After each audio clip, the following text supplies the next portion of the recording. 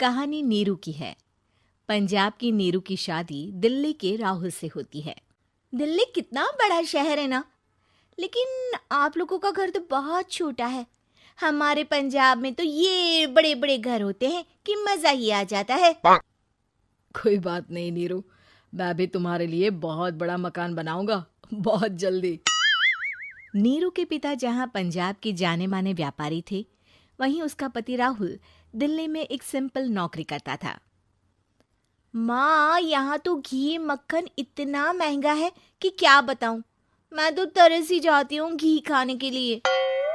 नीरू की माँ को ये सुनकर बहुत दुख होता है।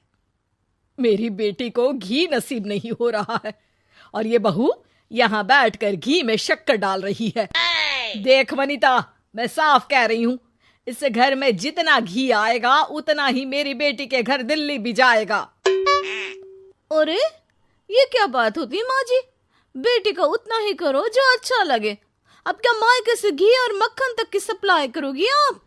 हाँ, मेरी बेटी किसी चीज को तरसे मुझसे बर्दाश्त नहीं होता। अब क्या था, नीरू के मायके में 2 किलो घी आता तो 2 किलो दिल्ली जाता नीरू के पास। एक दिन, माँ बड़ी गर्मी पड़ती है दिल्ली में। इस घर में तो एक ही एसी है और वो भी ड्राइंग रूम में। सारा परिवार एक ही कमरे में सोता है। हाँ बेटा, वो तो हर घर की कहानी है। यहाँ भी एक ही एसी है। अरे बिल इतना आता है कि क्या बोलूं। तभी वहां राकेश आ जाता है। माँ, थोड़ी देर में यहाँ कुछ प्लम्बर आएंगे मेरे कमरे में एसी लगाने। जरा ध्यान से लगवा देना ना माँ। ओए, ऐसे कैसे तेरे कमरे में एसी लगेगा? हाँ राकेश, एक बार बात तो कर लेता। अरे पापा, वो वनिता को गर्मी में नींद नहीं आती। ड्राइंग रूम में सबके साथ सोने में वो अनकंफर्टेबल है, इसलिए। अरे पूरे परिवार के साथ वहां तेरी बहन नीरू भी तो सोती है। वो नहीं हो रही क्या अनकंफर्टेबल? समझ रहा है ना? अगर एसी लगेगा तो एक दिल्ली में तेरी बहन के कमरे में भी लगेगा, तभी तू लगा सकेगा। राकेश वनिता को सारी बात बताता है। वनिता करती भी क्या, मन मारकर बैठ जाती है। माँ, ये लोग ठीक नहीं है, क्या करूं मैं? अरे बेटी, यहाँ आ जा, तू यहाँ आकर रह ले। अरे छोड़ दे ऐसे पति को। कैसे छोड़ दूं माँ? समाज क्या कहेगा, लोग क्या कहेंगे? वैसे भी मेरा एक बेटा है मयंक। अरे हटा बेटा, तेरी उम्र ही क्या है? इतनी परेशान रहेगी तो काम कैसे चलेगा? खैर, बात आई गई हो जाती है। माँ को लगता है कि नीरू ठीक है, तो वहीं नीरू के मन में एक ही लाइन चल रही होती है, यहाँ आजा। माँ ने तो बोल ही दिया है कि यहाँ आजा। बस मयंक थोड़ा सा बड़ा हो जाए, इन गरीबों को छोड़कर मैं वापस माँ के पास ही चली जाऊंगी। वो इसी सोच में बाजार में चल रही थी कि मैम, आपका दुपट्टा जमीन को छू रहा है। नीरू जैसे ही उस लड़के की तरफ देखती है, देखती ही रह जाती है। हाय रे, कितना सुंदर लड़का है ये। अब क्या हुआ? मैंने कहा आपका दुपट्टा। तो खुद ही उठाकर दे दो ना। लड़का समझ जाता है कि नीरू उस पर फिदा हो चुकी है। वो उससे उसका नंबर लेकर चला जाता है। अब क्या था, नीरू और रोहित में लगातार बातें होने लगती है। मैं हरियाणा का रहने वाला हूँ, यहाँ एक बड़ी कंपनी का मैनेजर हूँ। अच्छा, और कितने बच्चे हैं तुम्हारे? बच्चे? अरे मेरी तो शादी भी नहीं हुई है। तुम बताओ, शादी करोगी? नीरू शर्मा जाती है। अब लेकिन मैं तो पहले से ही शादीशुदा हूँ। मुझे फर्क नहीं पड़ता, बस तुम शादी कर लो, भाग चलते हैं। बहुत पैसे वाला हूं मैं, हमेशा खुश रखूंगा तुम्हें। नीरू रोहित से मिलकर सारा प्लान बना लेती है और फिर एक दिन घर से भाग जाती है। दोनों शादी कर लेते हैं। शादी के बाद, क्या बात है नीरू, तुम्हें परेशान सा देखता हूँ, सब ठीक तो है ना? हाँ हाँ, सब ठीक है।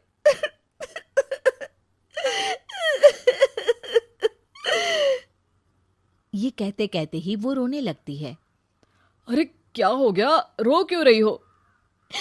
मैंने तुमसे एक बात छुपाई है और वही बात अब मुझे परेशान कर रही है। रोहित, मेरा एक बेटा भी है, उसका नाम मयंक है। क्या बात कर रही हो? ये तुमने मुझे पहले क्यों नहीं बताया? देखो नीरू, मेरी माँ को मैंने ये नहीं बताया है कि तुम शादीशुदा हो। बच्चा मैं मैनेज नहीं कर पाऊंगा। नीरू को समझ में नहीं आता कि वो क्या करे। तुम उस बच्चे को अपनी माँ को क्यों नहीं दे देती? नीरू चुपके से माँ को फोन करती है। माँ, क्या मयंक को तुम रख सकती हो? बेटा, मैं राकेश के साथ बात करती हूँ। आखिर घर का बेटा वही है, जो वो बोलेगा।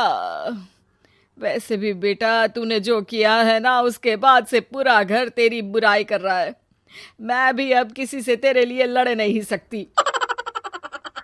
राकेश बेटा, नीरू ने तो जो किया बहुत ही बुरा किया, लेकिन मैं सोच रही थी कि क्यों ना मयंक को हम यहाँ ले आए।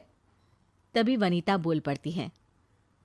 वाह जी, ऐसे कैसे यहाँ ले आए? यहाँ क्या भंडारा भरा है? और जिस बच्चे की माँ ने नहीं सोचा, उसके लिए हम क्यों सोचे? नीरू को एक बार तो अपने बच्चे के बारे में सोचना चाहिए था ना। अरे लेकिन तेरे पास भी तो लड़का नहीं है ना वनीता।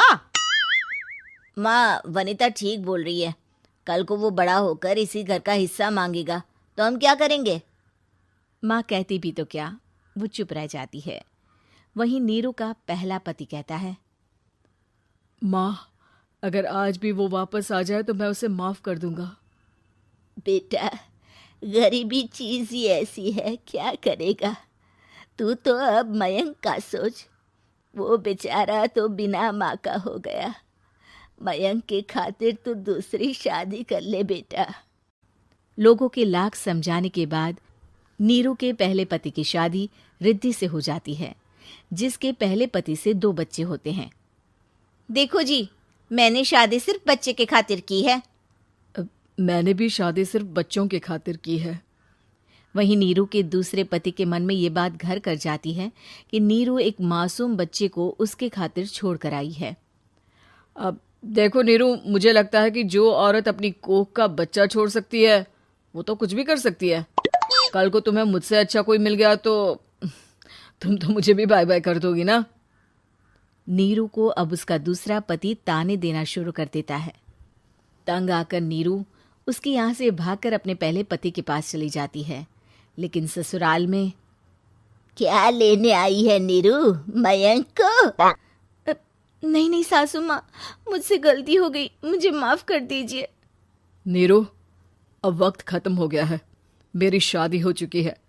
तो छोड़ दो ना उसे, हमारा बच्चा है।